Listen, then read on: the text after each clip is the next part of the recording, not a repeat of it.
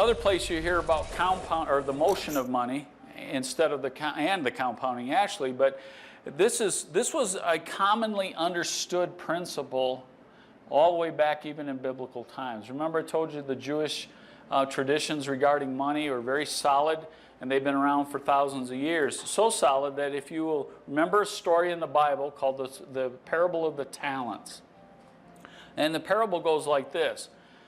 Some followers come to Jesus and they say, Jesus, when are you coming back? And he says, I don't know. No man knows, and the Son of Man doesn't know. I don't know when I'm coming back, but let me tell you a story, a parable. And he says there was an owner, a landowner, who left for a long journey, and before leaving, he gave 1 talent to one servant, 3 talents to another servant, and 5 to the last servant. And upon his return, he expected to get his gains from that. He went to the first servant, and the first servant returned to him the 1 talent he'd been given. And the master said, what's the deal, you know? And he said, well, I knew you were a hard master. You reap where you do not sow, so I just buried it in a hole in the ground so I could return your capital to you. And the master says to him, you wicked and slothful servant, the least you could have done with my money is give it to a banker and gotten me interest. Okay, this is Jesus of Nazareth using an example that today's society doesn't much understand anymore.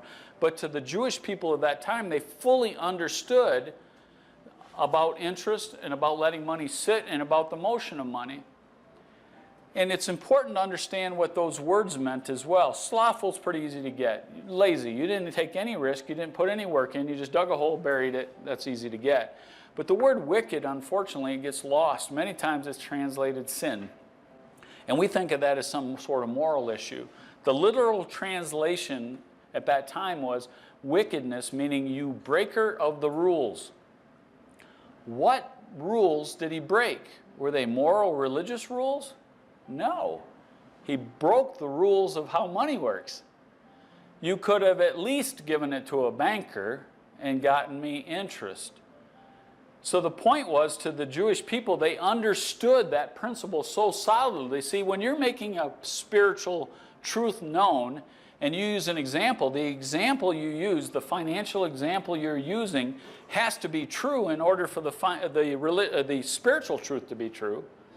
The financial truth has to be true in order for the spiritual truth to be true. You can't teach a spiritual truth from an untrue financial truth. And it also has to be something that they commonly know. So the Jewish people at that time understood these principles. It's lost on our society today.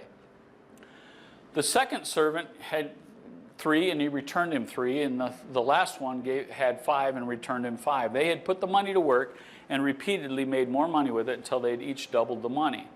The next part of the story goes this way. When seeing this, the master took the money from the servant that only had 1 and gave it to the one who had 5.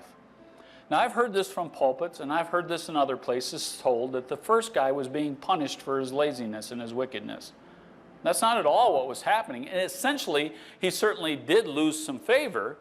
That wasn't the case, though. What was happening is the master was a wise man. He took the money from the guy who got him 0 returns and gave it to the guy who gave him the maximum returns. It's good business. It's just wisdom when it comes to money is what was happening there. We hear these stories so often and just don't get the true meaning. So even we have documents written thousands of years ago that are teaching the same thing that we're trying to bring back to you today about the motion of money.